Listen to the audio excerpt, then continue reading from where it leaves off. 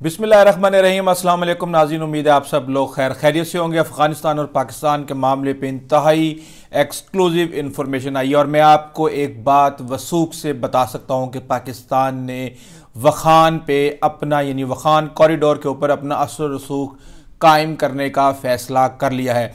China से guarantee ले ली गई है कि वखान कॉरिडोर के थ्रू किस तरीके से वहाँ पे तिजारत हो सकती है या नहीं हो सकती, और इस वक्त चाइना भी वखान कॉरिडोर के हवाले से बहुत बुरे तरीके से फंसा हुआ है और इस हवाले से इंतहाई अहम इंफॉर्मेशन मेरे पास मौजूद है जो मैं आपके साथ इसमें शेयर करूंगा। और इसके साथ ही मेजर गौरव आर्या पिछले 1.5 हफ्ते से धड़ाधड़ बातें कर रहे हैं और वो इस तरह की अजीबो गरीब बातें कर रहे हैं कि उन्होंने 6 से 7 वीडियोस के अंदर कम से कम 100 झूठ बोल दिए हैं और मुझे मजबूरन इस बात का जिक्र करना पड़ रहा है कि ये क्या किरदार अदा कर रहे हैं। ये इस तरीके से वो कहते हैं ना, पंजाबी में कहते हैं भाड़े के टट्टू, ये वो किरदार अदा कर रहे हैं जिनको तकलीफ है, इनकी गेम वहां पे खराब हो रही है और ये बता रहे हैं कि कैसे तालिबान ने और रूस ने कोई 2 आलमी ताकतों को अफगानियों ने भगाया और ऐसी ऐसी बातें करें। इनको अकल ही नहीं है, इनको सेंस ही नहीं है कि भाई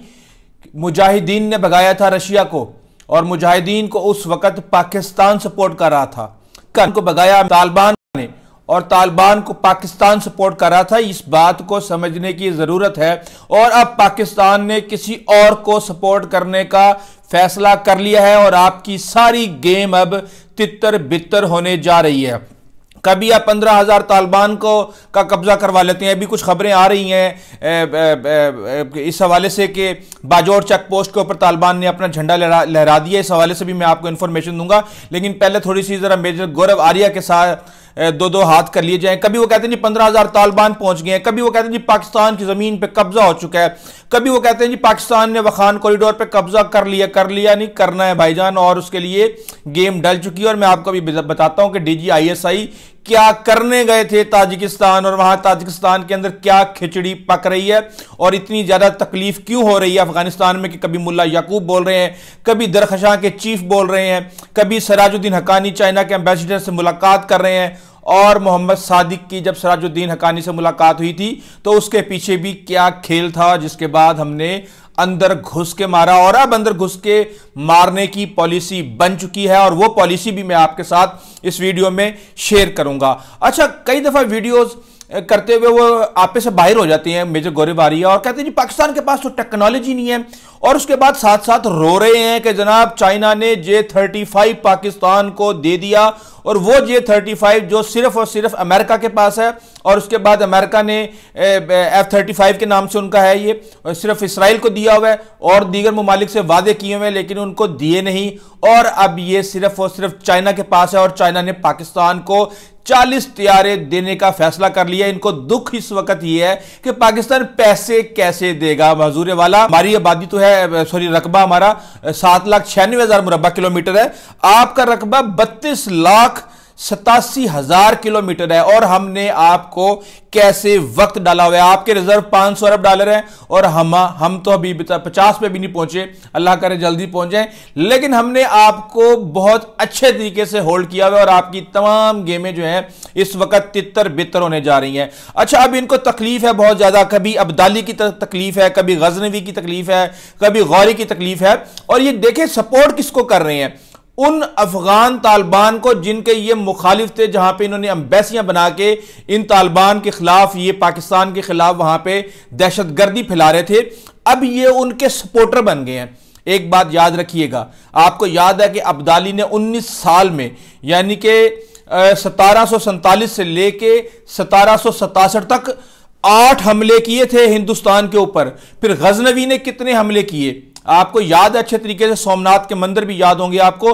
गौरी ने कितने हमले किए थे, खलजी, लोधी, मुगल, दुरानी, शेर शाह सूरी। आप ये देखें कि भाई 1000 साल से 1500 साल से आपकी बैंड बजा रहे हैं और हम बीच में जब से आए हैं तो आपकी जान में जान आई हुई है, या उससे पहले जब अंग्रेज आए थे तो उन्होंने आपको बचाया था, अदरवाइज आपके अंदर इतना दम नहीं था। और आप वही काम कर रहे हैं कि जिन लोगों ने बफर जोन बनाया हुआ है आपके और अफगानियों के बीच में, आप उन्हीं की गर्दन पे छुरी फेर रहे हैं। दरअसल देखें, मैं खुद माइग्रेटेड है मेरी फैमिली हिंदुस्तान से, और मैं मुझ समेत बेतहाशा लोग चाहते हैं कि भारत के साथ हमारे ताल्लुकात अच्छे हों, वहाँ के लोग इधर आएँ, यहाँ के लोग उधर आएँ, और हमसायों के साथ जिस तरह मेरे अपने घर में साथ वाले हमसाये के साथ ताल्लुक हैं उसी तरह मुमालिक के आपस में ताल्लुकात हों। लेकिन इस तरह के जो लोग होते हैं ना, इनका काम होता है, ये बेसिकली पेड़ होते हैं, ये इनका काम ही होता है कि नफरत फैलाएं, दुश्मनी फैलाएं, किसी सियासतदान के साथ मिलके, किसी एनजीओ के साथ मिलके, किसी और चीज के साथ मिलके, ताकि उनका धंधा बनता रहे, लोगों को बेवकूफ बनाते रहें और यहां पे इन जैसे लोग जो है ना वो वारदातें डालते रहें। बहरहाल मेरे ख्याल से इससे ज्यादा टाइम जाया करने की जरूरत नहीं है। मेजर गौरव आर्या पे असल चीजों पर आते हैं कि गेम डल चुकी है, और गेम इस तरीके से डली है कि वखान कॉरिडोर को पाकिस्तान ने कंट्रोल करने का फैसला कर लिया। एक अफगान पॉलिसी बन चुकी है जिसके तहत हम घुस के मारेंगे, जहां जहां हमारा दिल करेगा हम घुस के मारेंगे और हम टारगेट करेंगे। आपको याद है कि 3 दिन पहले वाशिंगटन पोस्ट में एक स्टोरी आई है कि भारत किस तरीके से पाकिस्तान के अंदर घुस के 6 से 7 लीडरों को मार चुका है। किसी का ताल्लुक कश्मीर के साथ था और किसी का ताल्लुक सिख मूवमेंट के साथ था। तो पाकिस्तान ने भी अब यह फैसला कर लिया है कि हम घुस के भी मारेंगे और हम जो रेजिस्टेंस है उसको भी हम सपोर्ट करेंगे। अब आप ये देखें वखान कॉरिडोर है कहां पे, आप इसका नक्शा देख लें तो आपको सारी बात समझ आ जाएगी कि वखान कॉरिडोर जो है ये 350 किलोमीटर की एक पट्टी है, जो कि जिसके एक साइड पे ताजिकिस्तान है, दूसरी साइड पे पाकिस्तान है, एक साइड पे अफगानिस्तान है और उससे ऑपोजिट जो है वो चाइना है। अब ये जो पट्टी है इस पट्टी के ऊपर हमें कंट्रोल करना है। अब ताजिकिस्तान हमारे DGISI क्यों गए, ये एक बड़ी ही अहम बात है, और ये जब आप इसकी सारी कहानी सुनेंगे तो आपके भी फीते सुलग जाएंगे। पाकिस्तानियों को बहरहाल इस हवाले से खुश होना चाहिए। अच्छा, अब उसमें डिसाइड ये हुआ है कि अफगानिस्तान जो है अब जब से तालिबान आए हैं बड़ा जोर लगा रहे हैं कि जनाब आप हमारे साथ ट्रेड करें, ट्रेड करें, ट्रेड करें। ये अजीब मंतक उनकी है कि जी ट्रेड कैसे ट्रेड करें। अब वो देखें 350 किलोमीटर की पट्टी है और बदख्शां सूबा बदख्शां जो है वहां पे उसके साथ उसका ये इलाका है जो बदख्शां का कैपिटल है, वहां से कोने पे पहुंचने यानी कि वखान कॉरिडोर के कोने पे पहुंचने में 4 घंटे लगती है, और उसके बाद अगले 80 किलोमीटर का जो फासला है वो भी 4 घंटे में तय होता है। उसके बाद आप देखें 200-250 किलोमीटर सिर्फ पत्थर हैं, जमीन वहां पे खोते तो सामान लेके खच्चर जो है वो तो जा सकते हैं, लेकिन लोडेड ट्रक तिजारत के हिसाब से कभी भी नहीं जा सकता। लेकिन एक और भी बड़ी साइंस है वहां पे। आपको पता है कि जहां चाइना के अंदर ये कॉरिडोर खुलता है वखान कॉरिडोर, वो सूबा सिंकियांग है। अब वहां पे आपको पता है कि एक रेजिस्टेंस चल रही है, वहां पे मुसलमान आबाद है और वो मुसलमान जो हैं वो वहां पे आजादी मांग रहे हैं। तो चाइना कभी भी नहीं चाहता कि वहां पे अरबों डॉलर लगा के एक ऐसा इंफ्रास्ट्रक्चर बना दिया जाए कि वो दहशतगर्द इंफ्रास्ट्रक्चर वहां पे चाइना के लिए इस्तेमाल करें। हमारे लिए बहैसियत मुसलमान तो वो मुजाहिदीन है, वो अपनी आजादी के लिए स्ट्रगल कर रहे हैं, लेकिन चाइना के लिए वो दहशतगर्द हैं और चाइना उनको दहशतगर्द के पॉइंट ऑफ व्यू से देखता है। जबकि उनके जो ट्रेनिंग कैंप हैं वो सारे के सारे अफगानिस्तान के अंदर हैं। अब अफगानिस्तान के अंदर भी हैं, वहां पे ताजिकिस्तान के अंदर भी हैं, लेकिन ताजिकिस्तान के अंदर इस वक्त एक अलग खतरा मंडला रहा है, वो भी मैं आपको अभी बताता हूं।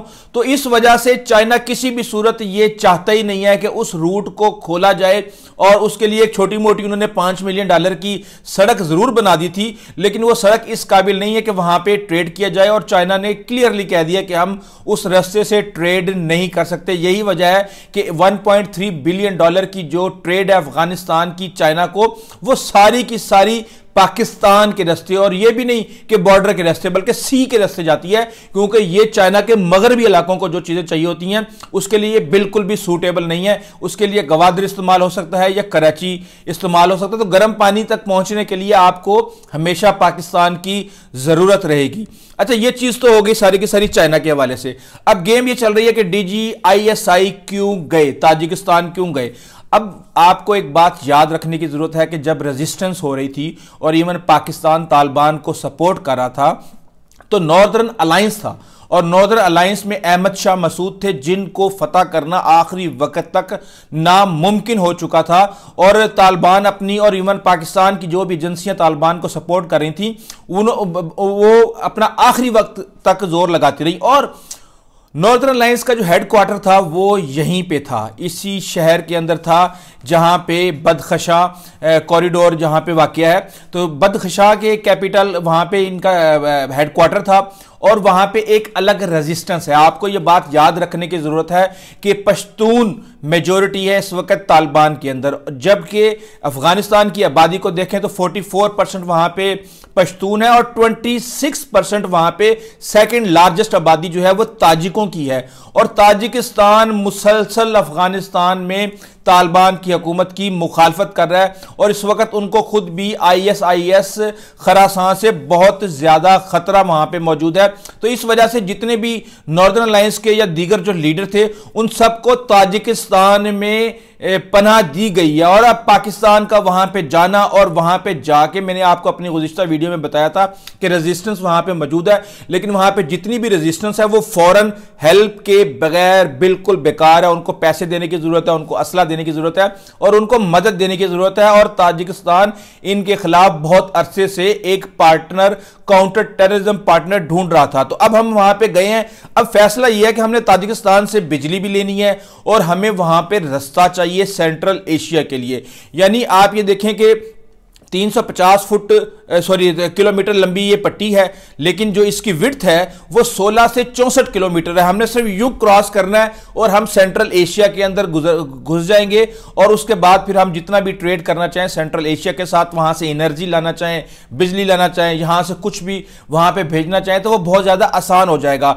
तो गेम ये है कि हमने किसी की जमीन पे जाकर कब्जा नहीं करना, लेकिन जिसकी वो जमीन है, जिसके वहां पे हेडक्वार्टर है और जिसकी वहां पे ग्रिप है, जिसके वहां पे लोग हैं, उनको सिर्फ मदद देनी है और मदद के बदले हमने अपने मकासद हासिल करने, क्योंकि हम तालिबान के साथ बहुत ज्यादा जोर लगा चुके हैं। अब ये जो मीटिंग हुई थी मोहम्मद सादिक साहब की सिराजुद्दीन हक्कानी से, उन्होंने कहा जी हम तो कुछ कर ही नहीं सकते, अगर हमने इनको रोकने की कोशिश की तो ये ISIS खरासान के साथ मिल जाएंगे, ये रेजिस्टेंस ग्रुप के साथ मिल जाएंगे। ये आपको हर हाल में अपने हमसायों को महफूज करना है। ईरान आपसे तंग है, ताजिकिस्तान आपसे तंग है, पाकिस्तान आपसे तंग है, हम आपको सपोर्ट करना चाहते हैं लेकिन आप अपने मामलात के अंदर उलझे हुए हैं। तो जाहिर सी बात है पाकिस्तान ने तो अपना रास्ता लेना है। आप वहां पे आपने बसाया हुआ है, वो आके चाइनीज को मारते हैं, चाइनीज आके हमारे साथ प्रॉब्लम क्रिएट करते हैं और आके कहते हैं कि जनाब भाई अब हम अपने 20,000 चाइनीज फौजी चाहते हैं कि CPAC की हिफाजत करें।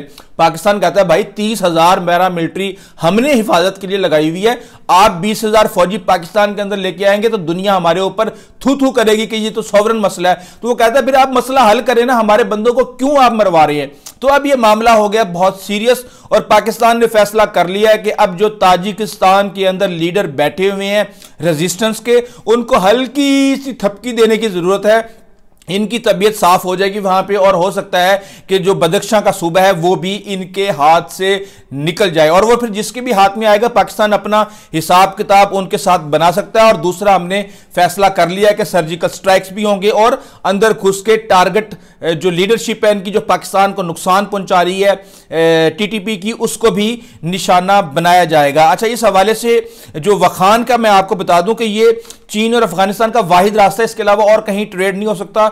और अफगानिस्तान ये सोच रहा है कि शायद वो वखान से चाइना के साथ रास्ता करके उसके बाद वो जो चाबहार बंदरगाह ईरान की वहां से जाके वो इंडिया वाली सोच के साथ वो काम कर ले। तो इसको आप ये सोच ले कि अगर नेक नियति के साथ आज काम शुरू किया जाए तो अभी 50 साल वहां पे चाहिए, क्योंकि तालिबान के लिए वहां पे तिजारत करना आसान नहीं होगा। वो रेजिस्टेंस का गढ़ है और वहां पे बहुत सी मुश्किलात पैदा हो सकती हैं। दूसरा, वो रास्ता खोल के चाइना अपनी मुश्किल में फंस जाएगा। वहां पे ताजिकिस्तान के अंदर एक मिलिट्री बेस भी बनाया हुआ है तकरीबन 30 किलोमीटर दूर वखान कॉरिडोर से पीछे, और वो उसका मकसद सिर्फ और सिर्फ यही है कि वो सिंकियांग के वो मुजाहिदीन जो कि चाइना में प्रॉब्लम क्रिएट करते हैं उनका सामना किया जाए। तो ये जो मामला है ये इतना सादा नहीं है जितना कि आपको समझाने की कोशिश की जा रही है। और इस हवाले से हम ये देख रहे हैं कि बहुत सी गलत फहमियां पैदा की जा रही हैं और पाकिस्तान का जो मीडिया इसको इस तरह ओपनली रिपोर्ट नहीं कर रहा। उसकी एक वजह है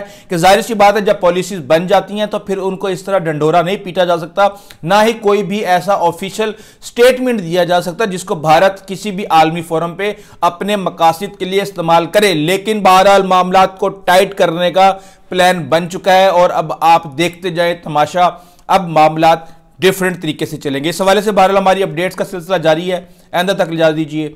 अल्लाह हाफिज।